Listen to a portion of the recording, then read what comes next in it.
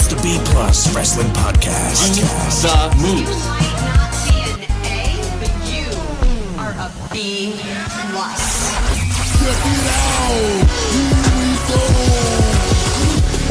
You wanna mess with us? 'Cause we're steady on the ground, steady on the ground. Good afternoon, ladies and gentlemen out there in the B Plus land. It is me, Mr. Mysterious, and usually, two things. Usually you're listening to the Impact Zone, and you're usually listening to me with my lovely co-host, Greg.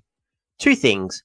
Along with this week, in the tradition that is the Viking experience, we have since changed this episode of the Impact Zone. We are now the Impact Experience going into this Easter weekend. So happy Easter weekend, everybody. Hope you're filled to the brim with chocolates. Hope you have your belly stuffed. And to the second point as well, unfortunately, with it being Easter weekend, there's a lot of stuff. We've all got family commitments going on. So for this episode of the Impact Experience, I'm all by myself. I'm sorry to subject you guys to my singing, but it's just me flying solo for this episode of Impact, the second to last Impact before Rebellion. So I'm going to do my best to cover the April 19th edition of Impact Wrestling. A lot of stuff here. Last week was left much to be desired. We kind of, Greg and I attribute it to the check engine light being on the road to Rebellion. I can't say it's still on now. I think it's flickered off for this moment, but it can go back on at any moment. That's my quick summary of this episode of Impact, but we'll break it down for you guys as always. So we had a nice little previously to start off with, since we had the time to talk about this. The previouslys on Impact are usually pretty solid. They make everything seem like their weird decisions are all part of the plan. Like, they've always got a plan sorted, even though it looks like complete, utter chaos. The Joker could probably understand half the stuff they're doing, but for us, we need to look at the previously just to get into the mindset that is the backstage Impact team. So they've run through the diabolical plot that to screw Brian Cage out of his opportunities at the world title time and time again. And I love how they did it. It was very eerie, like a nice little 2-minute thing, and it made Johnny Impact seem somewhat of a mastermind, somewhat intimidating. So we'll see if we can continue that on, because if you're a regular listener to the Impact Zone or the Impact Experience, we're not really fans of Johnny Impact and his take on being a vindictive heel. But nevertheless, let's get on. So we started out, as we always do with Impact, straight into it with some action. We had Scarlett Bordeaux and Fala Bar, the Bar in the Bay, I'm going to call it, versus the Desi Hit Squad of Rohit Raju and Raj Singh, accompanied by Garma Singh for a little bit, in this mixed tag team match. You usually expect a lot of high-flying action to start off with Impact Wrestling. That's what we've kind of grown accustomed to. And you know what? I enjoyed this. Like, it was exploitative on the part of Scarlett, but she plays it off really well. Scarlett's doing Scarlett stuff. She's just doing her own thing. And she had a really great showing. Of course, the Desi Hit Squad in the past have not been very... they've been the whole women stay in the kitchen thing. They've done that. I think the last time they confronted her was when Scott Steiner came around to do a lap dance, to watch Scarlett do a lap dance. My apologies. So they've had history, and yeah, apparently they remind her of Glenn Gilberti. So she's undefeated, guys. And this instance, yeah, she's 2-0. The Bar and the Bay are on fire. I'm wondering what happened to KM. If KM's injured, or they're trying to do something different with this, I'm very confused. They have a nice little Fala Bar does a little, like, he's got a little beat going on to it, like he's like doing a thing and he just points to Scarlett, and they have a little bit of chemistry there. I like that. It's not the whole a couple months ago where it's like KM and Fala Bar are talking and he's not sure how to talk to women, but now he's a bit of a player, like Fala Bar. Like, we need to learn the language of bar. It's clearly the language of love. Like, I need to learn, guys. Please teach me. But in terms of the match, no, it's pretty straightforward. The Desi Hit Squad, they attack Fala from behind, but Fala fights back. He does a big double clothesline. Scarlett gets a bit of offense here as well. It's not a big one-sided thing. So once the Desi Hit Squad, they get over the whole, I'm fighting a woman, whatever shall I do? So they do the whole, like, Scarlett launches herself off the top rope to the floor. She does this big crossbody after Scarlett helps Fala Bar. Like, she opens the ropes and he does a massive suicide dive. It was really good double team moves there. Scarlett, of course, does her little the Umaga bump that she does, that Fala Bar does as well. Rahit wanted Scarlett in the corner to do the same thing. Of course, he's being being a bit perverted, and like with the commentary by Don Callis, that doesn't really help much. But of course, she just said, "Okay, cover your eyes," and sure enough, like standard Rikishi moment, we get Fala Bar instead. He gets a nice little stink face, and we end with Fala Bar and Scarlett doing a tandem bonsai drop. This actually was a pretty cool finish. I'm actually pretty impressed with that one. So they score the pinfall for that one. 1, 2, 3. Scarlett and Fala Bar, the new tag team going into Rebellion. I'm curious, with all these different tag teams that they've got going, if they're actually going to invest more time in Fala Bar and Scarlett Bordeaux, if KM's kind of gonna get tossed to the side. I'm really curious what's happening there, because Impact Wrestling is a revolving door of talent. There's new people signing in, there's new people leaving. It's a mess, and for how I don't know, but Impact still keep on rolling. The next match we have is, of course, Moose versus Dez, with the Rascals accompanying him, Trey and Wentz. So this is the final match between the Rascals and Moose. Of course, Moose is being embarrassed by the Rascals because he struck out with Melissa Santos, who's in a relationship with Brian Cage. I don't know what you're expecting, Moose, but he was embarrassed, and he systematically picked apart the Rascals, and Dez was the last piece of the puzzle. Moose, this is a good match, like compared to the other matches that we've had. Really weirdly, like, because Trey is the leader of the Rascals, and he is of all of them, the most athletic, but strangely, he's had the worst match against Moose. Wentz was a little better because he actually gave Moose a bit more offense and a bit more to show that he is this dominant man. And now Dez, it's about the same, but of course the Rascals actually help out this time. So Moose hits this devastating snake eyes. I'm not going to lie, it was pretty cool. Moose does this lot of offense here, like big clotheslines. It's pretty much, he's done this every week where the Rascals have gone for like an Inseguri or Huracarana. He's caught them either on the outside or in the ring. He tosses them around like ragdoll. He does like the makeshift power bomb. He'll throw them into the steel steps. Pretty much all the stuff he's been doing for the past few weeks. It's different, but the good thing about this match is the fact that the Rascals actually pick up the victory. So there's a little bit of a kerfuffle. Trey distracts Moose, allowing Wentz to hit him with a kick from the apron. Dez rolls up the big man to score the biggest upset the Rascals have had. And I love how Moose kicked him out after the pinfall, because the force from it, he just literally catapulted him out of the ring. It was very just like, you got this, but damn, that Moose is angry. And yeah, rightfully so. So we'll see what happens there, because yeah, we did have a bit of backstage thing here with Eli Drake and Eddie Edwards there on the same page for now. Spoilers. They're saying they're going to win the tag team championships, but we all know, as we mentioned last week, Eli Drake is coming out the door. Either this was his last Impact episode, or I feel like we've got maybe one more episode to wrap things up. I'm hoping one more episode, just to give a little bit more momentum going for Eddie Edwards going forward. But we'll get into that a little bit later. Another backstage segment we had was Kiera Hogan. She found Rosemary. She's just doing her own thing. Whether we're in the undead realm, she just kind of appears out of nowhere. I'll roll with it. But Rosemary's telling Hogan to go away. They argue about Allie. And I feel like that they're just going to keep calling Allie Bunny, just to avoid any infringement issues now with Allie being a part of All Elite Wrestling. So they can keep calling her Bunny, and they can keep the storyline going, so long it just doesn't make any issues with All Elite Wrestling. So I like that. It's very clever.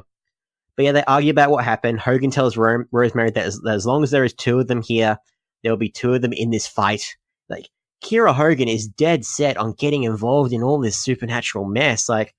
It's I'm not sure what exactly she's going for here, because does she want to be a tag team partner with her to face off against Su Yung and the Undead Brides again and make this a makeshift undead war again? Is she going to become part of the undead realm herself?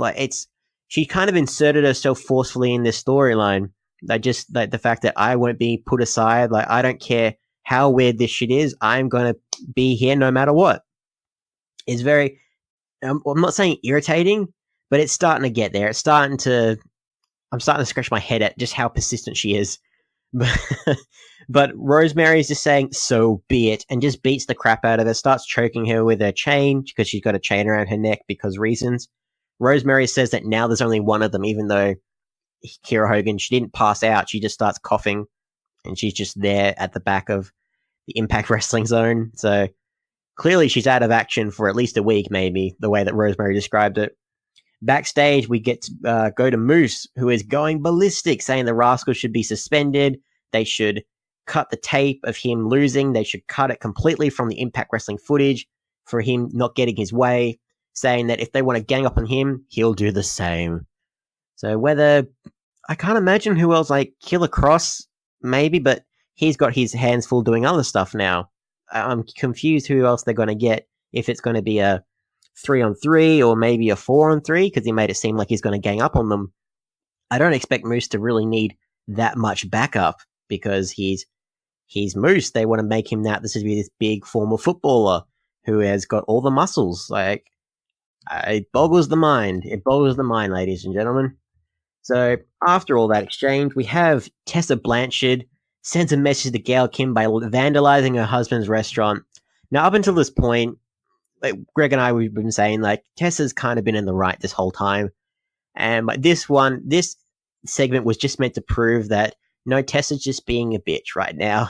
And I love that she goes to this restaurant and she expects everyone to know who Gail Kim is.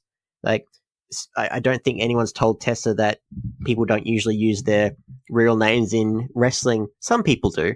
But more often than not, they like to keep a wrestling name, a wrestling persona to kind of separate the two lives. But yeah, she's saying, like, I'm looking for Gail Kim's husband, and naturally everyone's just like, who are you and why are you interrupting my dinner? But she's on a roll. Blanchard is saying that she's going to be a Hall of Famer, and Kim can't stand that. Blanchard is the best women's wrestler on the planet. And yeah, she's at Kim's husband's, like, Robert Irving's restaurant, I think it was the name. But yeah, she causes a scene. She goes into the back saying, like, I know where I'm going. I go where I want. I don't need no man, all this stuff. Kim tells Melissa backstage, like, so after she's made a mess of the kitchen, and can I say, there's a chef there. The worst acting with having food being dumped on you. He's trying so hard not to laugh. It's very distracting. Tessa is, like, playing it off like a champ. She's just putting, like, more sauce and food and grime on him, on his nice white shirt, on his nice, like, chef's outfit. But he's just like, looks like he's trying to laugh and trying to be shocked at the same time, and he's failing at both. It's very sad. So, very weird segment, trying to make us all hate Tessa. Like, I'm still for her. I can't explain it. Like, just because it's just the narrative that Impact Wrestling is trying to change. Like, it's just, we kind of see right through it. Just because probably just because I'm a mark, to be fair. But yeah, I'm a mark with a microphone, so be it. Backstage, Kim tells Melissa Santos that when she looks at Tessa Blanchard, she sees herself. Pressing charges is not going to teach her a lesson. I think it would. I think, like, damage her property, you know, like, maybe get a little, like, sue her for a bit of damage, like, bit more money to repair the place, you know, like, for the customers that you could have left, like, some damages, some defamation acts. Like, come on, Kim, get creative here. But no, Kim's like, nope, forget the law. The only way to deal with it is with a match at Rebellion. Wrestling logic, ladies and gentlemen, wrestling logic. The next match we have is Madman Fulton in his singles debut, accompanied by Sami Callihan versus Tommy Dreamer.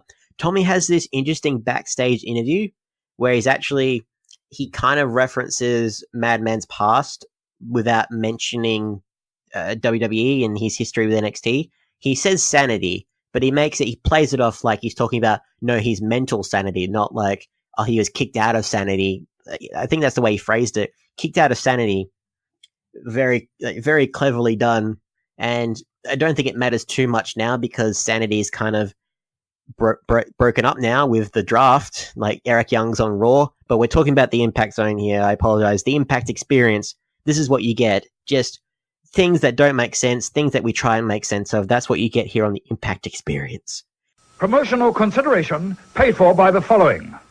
Hey guys, just a reminder, if you want to hear all of these wonderful B Plus podcast episodes completely ad-free, make sure you head over to Patreon or Podbean, where we are the featured podcast this week. You can subscribe for as little as $1 a month, up to $10 a month, where anything you want to help us with, it really helps out. It's going to help us grow the site. It's going to help us redesign some things, and everything that we get through this and through the advertising as well is all going straight back into the podcast so that we can get Aussie Graps out there for the rest of the world to hear about, for the rest of the world to see, so we can grow this mission of watch global, support local, and build indie wrestling. So if you want to be a part of that and get some really cool rewards like call-in shows, bonus episodes, ad-free like I mentioned, then head over to patreon.com/theb+ and subscribe today. Hey everyone, just want to take a second to tell you about one of our new sponsors, OUTBREAK Nutrition. OUTBREAK Nutrition are creating supplements for survival, sharper minds, quicker reflexes, all the energy you need to take your performance to the next level, whether that be on the field, in the gym, on the gaming field. That's right, they have specifically designed gaming supplements as well to help you focus on those late night sessions. They even sell coffee, you guys, at OUTBREAK Nutrition. You can get coffee pods, you can get coffee beans, you can get supplements for the bedroom as well if you want to enhance your performance there. These are performance enhancing supplements for every aspect of your life, specifically designed by gamers, for gamers, to stay fit and healthy in the gym, to stay sharp and focused on the game, and to dominate in all areas of life. So check out OutbreakNutrition.com, and for being a listener of our podcast, they will give you 10% off your order when you enter the code B+. That is BPLUS at checkout. So make sure, if you want to stay on top of your game, if you want to take your performance to the next level, OutbreakNutrition.com, enter the code B+ at checkout. Man Fulton. So this is his debut singles match. Fulton chokes Dreamer on the ropes. Dreamer strikes back with a few punches and stuff, but Fulton, he's the big man. He's shrugging it off. Dreamer sends Fulton out to the outside with the head scissors. Tommy Dreamer, rightfully though, this is Madman Fulton's match where he's carrying the match and he's allowing Tommy Dreamer to actually be a somewhat capable wrestler still. And of course, there's a little spit spot where he sprays him on the outside. Stuff you've always seen before. Dreamer does the cutter. Fulton Atomic drops Dreamer onto the steel guardrail, which, that looked like it legitimately hurt. Even with a cut, man, that looks like Dreamer just sold that really well. I'm really impressed with him. But yeah, Dreamer fired up. He lands the Dream combo. He does the cutter, as I mentioned. Fulton kicked out. Dreamer lands a DDT. He goes for the kendo stick. I don't know if it was Kenny or they leave Kenny under the ring. I'm not very familiar with Eddie Edwards, but Dreamer grabs a kendo stick from under the ring. It looks like he's going to try and hit Madman with it, but Fulton hits him with a modified End of Days. Depending on, this is me being, petty, but it looked like he might have actually hit him on the actual kendo stick with his End of Days finisher, in which case Tommy Dreamer is technically the winner by DQ. But no, the referee thought, okay, just he roll with it. 1, 2, 3, Madman Fulton in pretty impressive fashion dismantles Tommy Dreamer, as you can be expected. After the match, OVE hits the ring and attacks Tommy Dreamer. Willie Mack makes the save. Callahan runs down to attack Willie Mack. Rich Swann appears, does his awesome double cutter on the Chris brothers. Callahan grabs Swann and hits a pile driver. He does the thumbs up, thumbs down. Swann sells it so well, he just jumps in the air. The Chris brothers hold Swann as Callahan traps Dreamer's arm in a chair, and Callahan hits him with the back, saying hey, he loves Rich Swann before striking him as well. OVE are unstoppable, going into Rebellion. Of course, we've got another week of Impact, so who knows? Maybe we can see some stuff there. Backstage, we have a little bit of a segment break. Swann thanks Mac for having his back. After Swann leaves, who comes out but Killer Cross? Now, as much as I want him to keep talking about Jazz, because there was hypnotic the way he talked about it last time. I'm very impressed. No, he's not talking about Jazz, but he's just can you hear the music, Willie Mack? He's just reminding him that he's always saving Rich Swann. And Mac tells Cross to just, shut up about Jazz because I'm about to hippity hop on your ass. It sounded so corny, but if it was anyone else but Willie Mack, it would have sounded bad. But Willie Mack is just so charismatic. He brushes it off. And he's saying that he'll meet him in the ring next week, son. And Killer Cross is just like, did you just call me son? And like, just as the Willie Max out the door, it's like, yep. It's a weird line that Killer Cross has between psychotic and comedic. Like I said, I just want to hear him talk more about jazz. It's just very weird, his whole aura about him. I can't explain it. We had Taya Valkyrie versus Madison Rayne, or did we? Pretty much, because the Queen Bee, she's dead set for a match. She's fresh off her victory against Tessa Blanchard after a roll-up. Valkyrie tries to leave, pretty much. She does a promo about how Canada's so bad and just like, I'm sorry about that. And she's really trying to make the crowd hate her. And it's working because she is being like, her as a heel is great. Like, she can just naturally tap into that. But yeah, she tries to leave the ring saying like, I'm not doing this. Bye-bye, everybody. But Rain grabs her before she can get out of the ring. Valkyrie grabs her title, tries to leave again. Jordan Grace comes out. So this only went for about 3-4 minutes, which kind of sucks. So you're looking at the highlights on Impact's YouTube channel. It's the whole match. It's pretty much the whole match. Jordan Grace runs down the ramp and tosses Valkyrie back into the ring. Rain rolls up Valkyrie for the win. 1, 2, 3. Madison Rayne has got a little bit of a winning streak going on between now the Knockouts champion. So maybe she can play that card later on down the line saying, I've earned myself a Knockouts championship match down the line if Jordan Grace wins or if Taya retains. Who knows, ladies and gentlemen? Who knows? And, of course, in Los Angeles, we cut to Rolando Menendez, investigative reporter. I'm not a fan of him. Interestingly enough, like, despite him not being anywhere on Impact last week, last week's episode, I felt was so bad, but the one saving grace for it last week was that there was no Rolando Menendez. But this week, we can't be saved from him. He's here. Although, it wasn't too bad because he's not trying to say that he's got an interview and like people tell him to piss off. He's actually been invited into Johnny Impact's home. So it's a proper backstage interview. Like, why can't we have more of that Menendez, you slime ball? But this promo, funnily enough, because Greg and I talk about like Johnny Impact, as I mentioned at the start, this promo is what I've wanted personally from Johnny Impact all along. This is how he should have been from the freaking start, because it's partly comedic because Johnny Bravo, the head ref, is actually there. He's Johnny's pool boy. He's in the background casually in this like big bright pink Hawaiian shirt, and Johnny Impact just sells it off easily, just like, he's whatever I need him to be. Like, well, he's a pool boy. He's whatever I need him to be.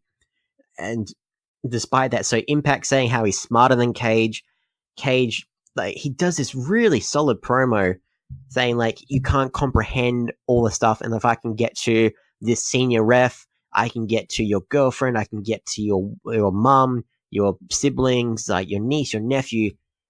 This was really good. He's a legitimate slime ball of a heel, and he's smart, he's devastating. Keep this up. Like, it's weird how his demeanor and his attitude changes when he's with his wife.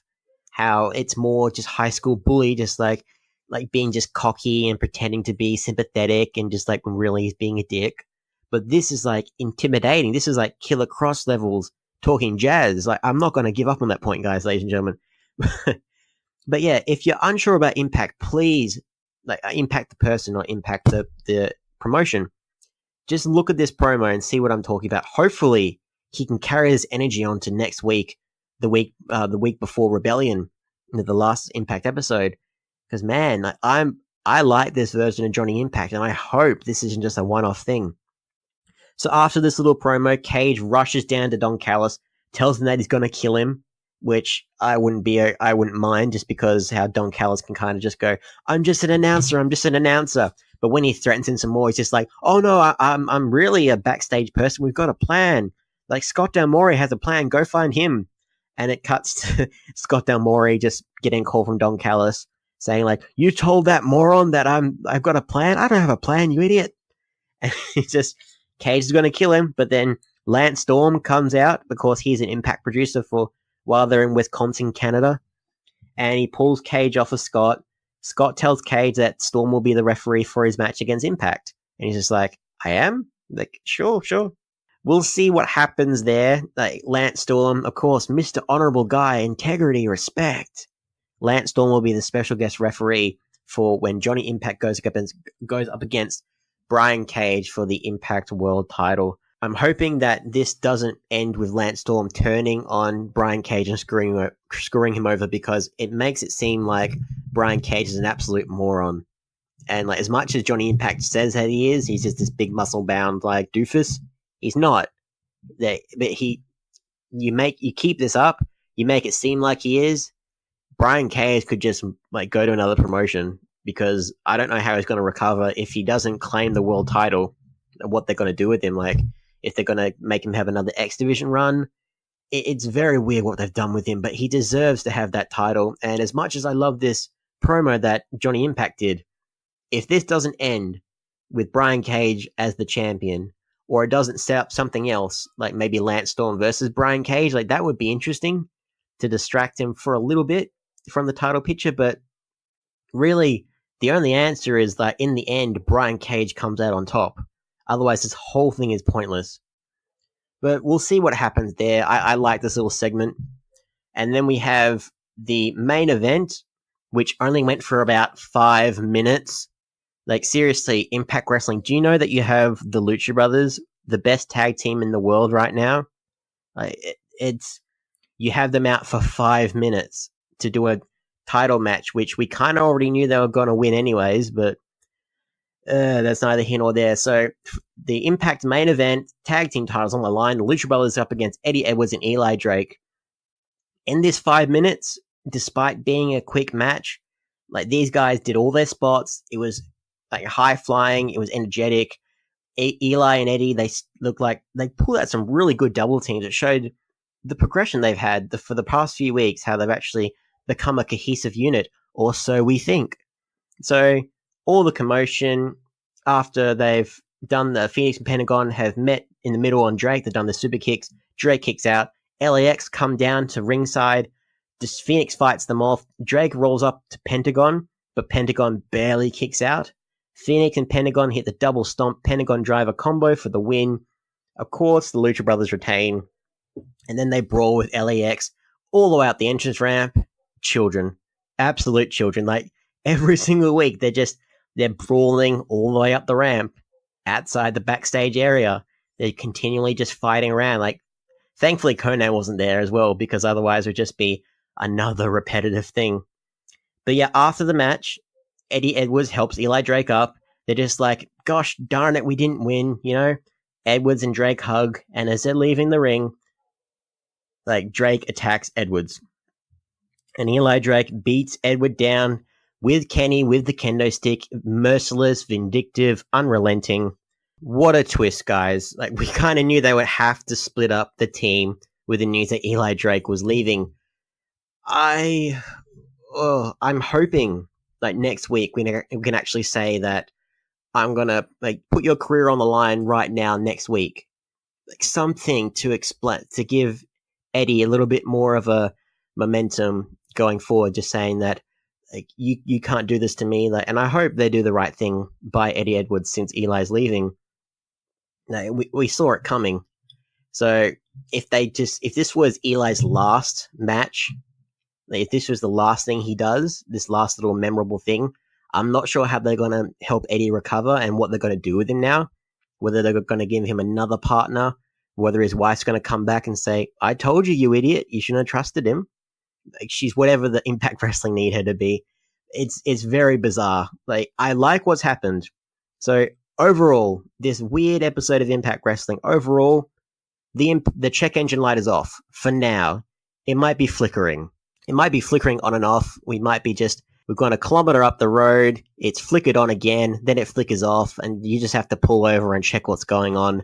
So we'll see what happens. We do actually know what's going to be happening next week on Impact. So this thing interested me. I saw there's going to be a 6-man tag team mayhem match where LAX and Brian Cage will team up against the Lucha Brothers and Johnny Impact. This is fascinating because we haven't really said that the Lucha Brothers are heels, and they haven't really acted like heels either. They've just been out for themselves and done their own thing. But, like, I don't know how they're gonna work with Johnny Impact if they're gonna work as a cohesive unit. So I think Cage and LAX will be fine. I'm really curious what's going to happen here. Nevertheless, that's going to be a very interesting main event for next week. And of course, next week we'll have Willie Mack going up against Killer Cross. So that was Impact Wrestling, guys. We do have a couple bits of Impact Wrestling news throughout the week. I might as well drop them here as well for you guys. So one of the bigger ones that's been announced. So Impact Wrestling have been doing new collaborations with all these different shows.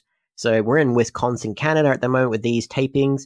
And for July 6th, for Deep Impact, they're teaming up with Booker T's Reality of Wrestling. So Booker T had a brief run in Impact Wrestling back in the day. He was the inaugural TNA Legends champion before they changed it to the abundance of other changes that they did. So the collaboration will be at the Booker T World Gym Arena near Houston, Texas.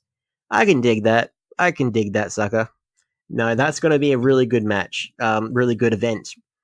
I don't know if Booker T will actually be there as well. Like, he can do what he wants if he's part of the WWE team, but he might not be under contract. I don't know. At the very least, they're teamed up with Booker T's promotion, so WWE can't really do too much there.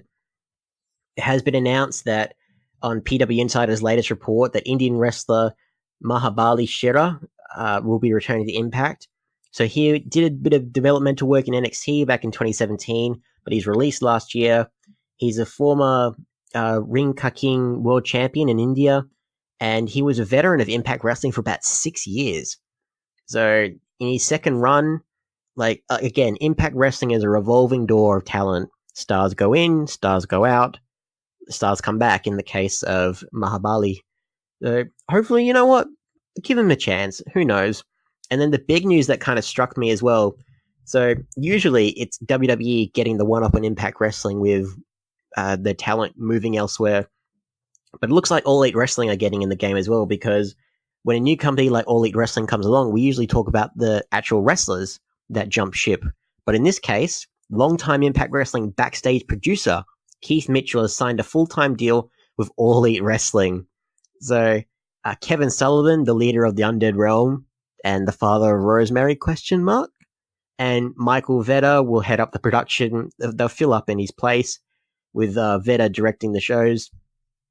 So it's just, people have bought out TNA without buying TNA. Like, the roster are going to NXT, they've gone to WWE, they've gone every which way, and now All Elite Wrestling are taking people too. It's hopefully, this episode of Impact was good. It was okay. If we can keep this momentum up after United We Stand, after the terrible episode last week, hopefully Impact Wrestling can survive, because if it's 50-50 for the next couple months, we'll have to call it. Impact Wrestling is not going to last if they keep this up. But we hope that they do, because we're all about the Impact experience here, and that's why we've changed the name. Not for the Viking experience. No, not at all. What makes you say that? But that's Impact Wrestling, guys. Thank you guys so much for listening to me. Hope you didn't mind that I'm flying solo this week. If you want to follow me on all the socials, I'm at Mr. Mysterious with a 1 instead of an I. Twitter, Facebook, Instagram, YouTube. Hit me up. We'll have a nice old chat about Impact Wrestling. Tell me if you too like Killer Cross talking about jazz. If you want to hit lovely producer Greg up and tell him why did he ditch me, of course, no, it's Easter weekend, guys. But you can follow him at Greg Unchained on Twitter, at the Greg Unchained on Instagram. If you want to follow us collectively as the group of B+, because I think we're an okay bunch, let us know what you think. We are at the B+ Wrestle on Twitter, because wrestling wouldn't fit, and the B+ Wrestling everywhere else. Remember, guys, as always, we have our Patreon. Any amount you can donate would be greatly appreciated, so we can keep giving you the content, what you want, when you want, keep you up to date on this wacky, weird world that we call professional wrestling. And you know what? Just highlight the Australian scene, highlight the international scene. We want to grow with you guys and want to keep giving you guys the best content we can. So any amount you can donate would be greatly appreciated. Like, share, subscribe, hit that 5-star review. I've been Mr. Mysterious, and I'll see you later.